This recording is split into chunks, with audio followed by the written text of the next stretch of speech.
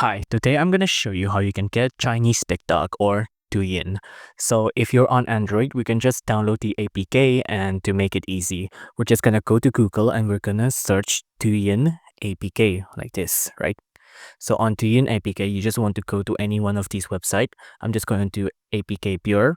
Now this is not illegal, right? You're just downloading the APK. So let's just click on download APK here. And since it's not paid either, we're not really pirating anything, right? Since it's already free anyways. So after you click on download there, you just want to scroll down, right? And then click on download APK on this one. Now again, just wait, click on download, and then it'll be downloading for a couple of seconds. It's quite big, it's about 258 megabytes. So let's just wait for it to download. Now once it's downloaded, let's just install the APK. Let's click on this, and then you'll see, let's just click on install. Let's wait for it to install.